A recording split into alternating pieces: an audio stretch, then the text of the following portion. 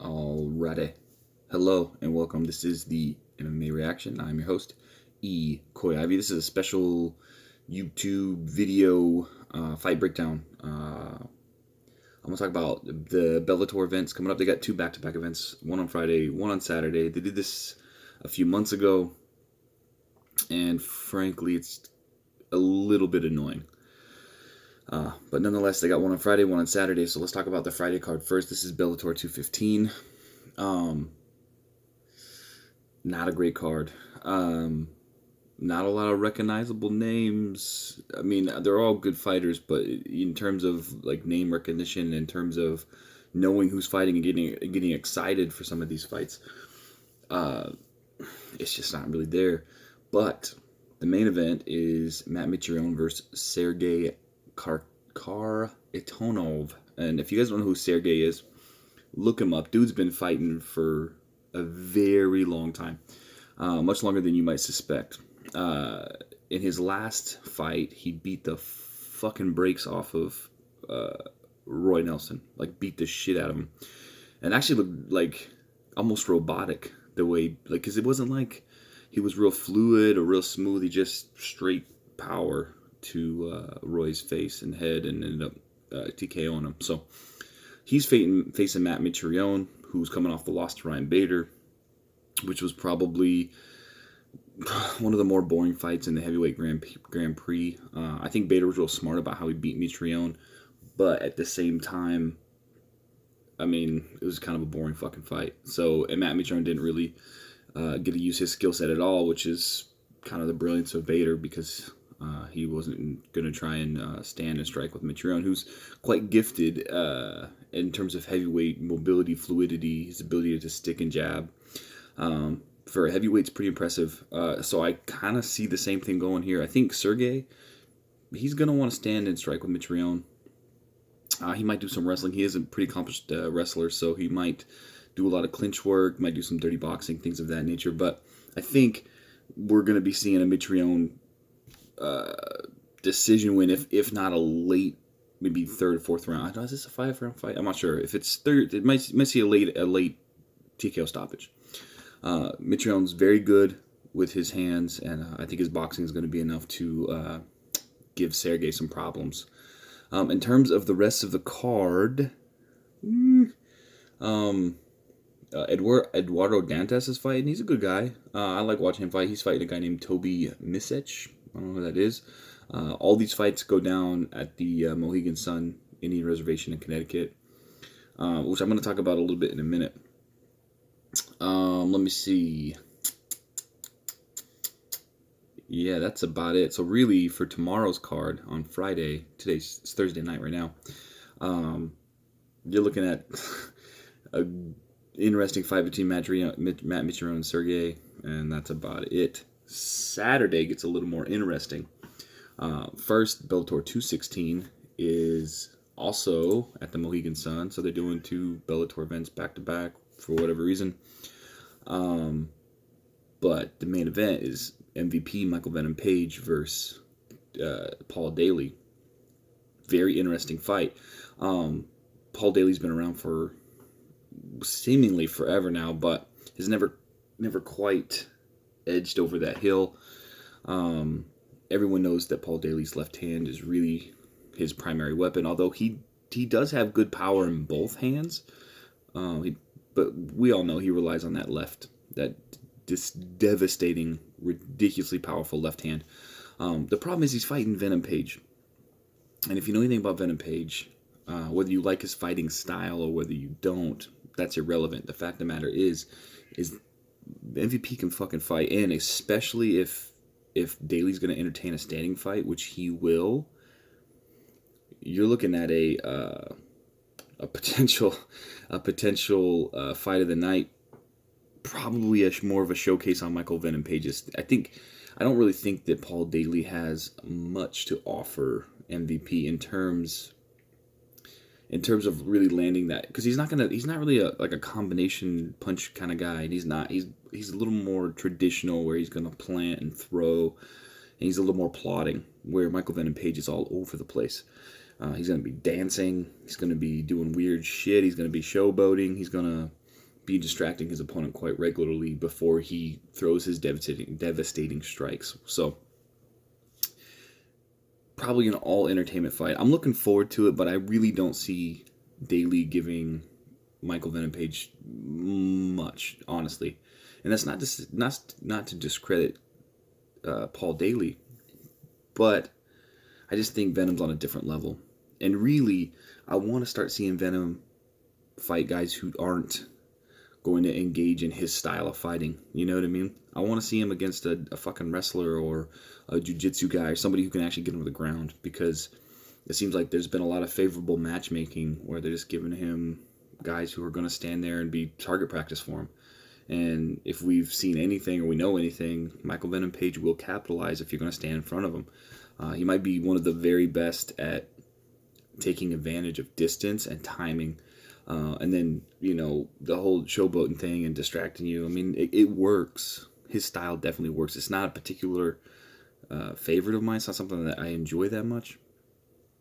I just don't. I don't really enjoy the theatrics of in the fighting. I just never have. I want like a respectful fight, and maybe it's not. Shouldn't be determined as respectful or disrespectful. I just don't like it as much. I mean, I enjoy watching the knockouts. I enjoy watching his ability and his skill, and I respect him as a fighter. But in terms of just watching the way he fights and his arrogance, it just kind of rubs me the wrong way. Also, Czech Congo is going to be fighting Vitaly Minakov. Good fight. Two guys, been around for a long time. Czech's looked all right. I mean, Czech's a 42, 43-year-old heavyweight. It seems like heavyweight's the one division where you last forever. I mean, it's really not uncommon for heavyweights in the 40s to be pretty successful. So I suspect that Czech Congo's going to take him down and ground and pound him. Mirko Krokrop's coming back. He's going to be fighting Roy Nelson. I saw a Instagram post of Mirko, and he's looking like really jacked, like more so than we've ever seen before. Like he's looking really physically fit. He's coming off of that knee surgery. He was supposed to fight like maybe 6 months ago, and he blew his knee out, had some surgery. Now he's fighting Roy Nelson. Very difficult fight for Mirko, especially with Roy's power in his right hand. As Mirko's another guy, I think Roy too, they're both pretty close to 40, if not above 40 right now. So it'll be kind of interesting to see what happens. I mean, we haven't seen the Mirko of old for many, many years in terms of, he's not throwing the kicks like he was, and some would say he's more of a well-rounded guy now, but I mean, we haven't seen that assassin, kickboxer in MMA in a long time. So it'll be interesting to see how Mirko does and how he's healed up from that knee surgery. I'm kind of leaning Roy Nelson, to be honest with you, probably by KO. But Mirko's super good, and he's a wily veteran. So who knows? It should be a pretty good fight though. So definitely Saturday night's card is way better for Bellator. Eric Silva is fighting for Bellator. I don't know if this is his debut or not. He's fighting a guy named Yaroslav Amosov. And now, if you know anything about Eric Silva, he was a really ascending prospect in the UFC in the welterweight division a few years back, just before USADA. And then USADA came into the UFC, and all of a sudden Eric's body like really smoothed out, and he looked like a completely different fighter, and ended up getting beat up a bit. So it'll be interesting to see what he does. Let me see. That's about it for Bellator 216. But that's actually not a bad main card. That's some interesting fights. I don't know what times, if any, they're going to be a little bit different, because they are going to go head-to-head with UFC, because UFC, this is going to be UFC on ESPN 1, Ngannou versus Velasquez. So Cain Velasquez is back after a very long layoff. His last fight was with Travis Brown, UFC 200. I think this was like over 2 years ago. It's almost 3 years ago. I mean, he beat the fuck out of Travis Brown. Like, beat him senseless and looked amazing. And then he got hurt again. He's been out. And I know he's had shoulder and back and knee and all kinds of issues and problems. But this is a really interesting fight with Francis Ngannou, because there's a lot of questions regarding where where Kane is, where his health's at, how everything is working. Is he going to be the Kane of old? It's difficult to know. Francis looked great against Curtis Blades in his last outing and knocked him out in the first round. I mean, everyone knows what Francis's game plan is, to punch you in the face as hard as he can and put your lights out. And he's very successful at that. My inclination, though, is that Kane is way too good of a wrestler, way too good of a tactician, way too strong, and probably in the stamina department, if he's going to be anything like Kane of old, stamina-wise, he's going to beat the brakes off of Francis. And I think what's probably going to happen is he's going to overwhelm him with pace, get into the wrestling, take him down, and just beat the fuck out of him for TKO stoppage. That's my prediction. Can Francis beat Kane? 100% he can. 100%. There's no question. He can absolutely KO Kane. It's very possible, especially with a man who has that kind of power.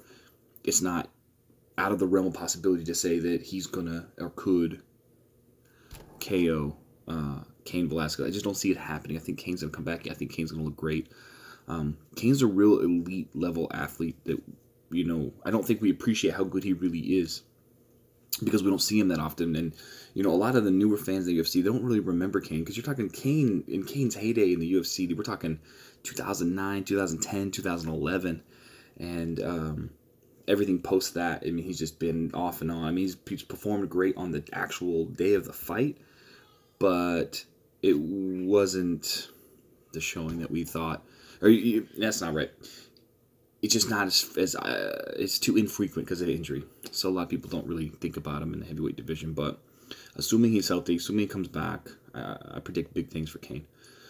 Paul Felder is facing James Vick. Very, very good fight. Vick is like 6'2" or 6'3", and he fights at 170 pounds. I mean, he's a enormous welterweight. Felder's more of a regular sized dude, 5'9", 170. I mean, they'll probably fight at 200, but interesting fight. And I don't really know how to predict this one, to be honest with you. Vick's last fight, he got KO'd by Justin Gaethje, and I can't remember Paul Felder's last fight, but let me check that real quick, because I think, yep, it wasn't Mike Perry. Okay, so it wasn't Mike Perry. So it actually has been a little bit since he's fought. July of 2018, so he hasn't fought for about a year and a half. He lost to Mike Perry. That was an epic fight, back and forth. Really, really good split decision loss. So Paul Felder is very, very good fighter, and I think he's a little underrated. And I think what people forget is that Paul Felder, when he came into the UFC, was literally just fucking thrown to the wolves. Absolutely thrown to the wolves. He was given the stiffest competition immediately before anybody knew who Paul Felder was. They were giving him the absolute fucking creme de la creme of welterweights. To go to the list, he opened up his UFC debut. Well, let's see. He had his UFC debut was against a guy named Jason Sago. So then he went to Danny Castillo, Edson Barbosa, Ross Pearson, Darren Cruikshank, Josh Berkman, Francisco Trinaldo, Alessandro Ricci, Stevie Ray, Charles Olivier, and then finally with Mike Perry. Very good fights, very stiff competition. And he's about 50-50 in the UFC, a little bit. Actually, he's a little better than that. So, what's he going to do against James Vick? Well, the key here, I think, is can he close the distance? James Vick's very long, and James Vick is sneaky with his distance game. He is very capable of managing the distance. He's very, he has every ability to manage distance and pick his shots from the outside. And if that's the case, I mean, it could be a long night for Paul, but I don't know. It's a hard fight to call. I don't know if I can predict an actual winner here, but I suspect it would be a very good fight, potentially fight of the night, depending on how it goes. Courtney Casey faces Cynthia Calvillo. Calvillo's very highly touted. I think she lost her last fight, but it should be a good scrap. Alex Caceres faces Kron Gracie. Kron Gracie's making his UFC debut. Obviously, in the jiu-jitsu community, Kron Gracie's very well known. He's got the Gracie name. He's been competing in Brazilian jiu-jitsu contests for many, many years and being very successful. So that's a very good fight. It'll be interesting to see how his jiu-jitsu game translates into mixed martial arts. And Caceres, is better than I think people give him credit for. He's a really good mixed martial artist, and I like watching him fight. Just his styles is very entertaining to me. Let's see. Andre Fili's fighting Miles Jury. Should be an interesting fight. Similar guys, similar status, similar rank. Should be a good scrap. I kind of favor Miles. Well, I don't know. I think it's a pick'em fight for me. I could see either one winning pretty easily. Jimmy Rivera faces Aljamain Sterling. Very good fight. Very underrated fight. This would be the prelim main event, so to speak, on ESPN. So, I mean, you notice that UFC's been doing that a lot lately, where they're trying to get like an actual pretty good marquee fight for the final fight on live TV or free TV before the. Well, I guess ESPN one's all going to be free, but you know what I mean. The prelim, they're trying to set up the prelim main event, so to speak. Very good fight. I favor Jimmy Rivera all day long. I mean, I like Aljamain, and I think he's a very, very good fighter. Don't get me wrong, but I think Jimmy he's a legit motherfucking mixed martial artist, and I think he'll probably take this one. Ashley Evans Smith is taking on Andrea Lee. I gotta go with Ashley Evans Smith. She's tough as fuck and pretty well rounded, and I suspect that she'll have all the answers for Andrea Lee in that contest. And Renan Barao all the way down on the early prelims. He's facing Luke Sanders. That's the game, man. To watch the descent of Renan over the last 4 or 5 years has been kind of sad, because he's never been able to reclaim that level of competition when he was the bantamweight champion. So I look forward to that fight too. Okay, other than that, that's it for the fights this weekend, at least the ones I'm interested in. I know I like there's so many fights and so many fighters now, it's so hard to keep track, but those are the ones that I keep my eye out for, something that I'm interested in. We'll do a quick couple of current events. Chris Weidman is actually, it's pretty funny. Chris Weidman continues to criticize overrated Israel Adesanya. So the question being is, Chris Weidman thinks that Adesanya is overrated. I don't know. I don't believe that Chris believes that, but I do believe that Chris thinks that he can beat him. And I also think that is a very hard fight for Adesanya. Adesanya striking might be one of the best we see in mixed martial arts today, in terms of creativity, in terms of ability to make the opponent do what Adesanya wants you to do. When you're talking about a straight kickboxing event, Adesanya is not somebody to be fucked with, and I don't think he's overrated. But we have not seen Adesanya wrestle, clinch, grapple, roll, scramble, nothing. In my opinion, he's been given very favorable matchups. And in his last fight against Anderson Silva, which just happened, I think it looked better than the fight really was. I think one, Adesanya was giving Anderson a lot of respect. It wasn't pulling the trigger on any kind of power or any kind of kill shot. And they also have similar styles, so what it really looked like to me was like a fucking sparring match. It didn't really look like a fight to me at all, and that's okay. And we see that it's kind of common when fighter like uprising, really highly touted prospects fight their idols. They tend to take it off. They tend to either give their idol too much respect, or they don't pull the trigger, or they're not really looking to hurt the guy that they idolized growing up as a fighter. So I think we saw a little bit of that. Chris Weidman's had a rough run as of late, and I think this Adesanya fight's actually really good. I think it favors Weidman. If you ask me, I just think if Weidman can close the distance, get this guy to the ground, I don't think he has anything to offer Weidman off his back. I think Weidman's a dominant wrestler and probably dominant jiu-jitsu as well. If Adesanya fights Weidman and does well and wins, then I think we have unquestionably the absolute number one contender for the title at middleweight. 100%. We have not seen Adesanya fight a guy like Chris Weidman, a guy who can wrestle, a guy who can clinch, a guy who can probably hold his own standing. Obviously, he's not going to be as good, and he's probably going to get hit a lot. But if he can close that distance, get his hands on that guy, I think it's going to be a really long night. So I kind of like that. But for the article's sake, for what I'm reading, Chris Weidman tweeted. He said he wouldn't have as much chance against me. Has he fought a top 5 guy yet? A jiu-jitsu guy or top wrestler? Kind of exactly what I'm talking about. He says, got a lot of Twitter fingers coming at me and saying Israel is a little overrated. Just my opinion. He hasn't fought one top 5 guy. No top wrestler or jiu-jitsu guy was a negative 700 favorite over Silva, according to the odds. After seeing the fight, showed he is overrated in a close fight. So I think it's kind of smart on Weidman's part because he's angling for a fight, and guess what? That would be a big fucking fight, and I think it's the right fight to make. Honestly, that is the fight to make. I think it's time to stop fucking around with Adesanya and actually put him against somebody who's gonna put him in some danger, because he's been, the UFC's really taking care of him in terms of matchmaking. So I like that. I think that's interesting. Let's see. I think I'm gonna end it there. This is a kind of a short. I don't know. I'm not exactly sure I'm gonna get this on the podcast form, but I'm gonna get it there. Thank you guys for listening. I'm gonna post this on YouTube at the MMA Reaction YouTube channel. I'm gonna put it on my Instagram, which is at @the_MMA_reaction, and then of course I have a Gmail account, which is the MMA Reaction at gmail.com. So guys, questions, comments, concerns, statements, anything that's on your mind, let me know, and I'd love to hear from you guys. Have a good day.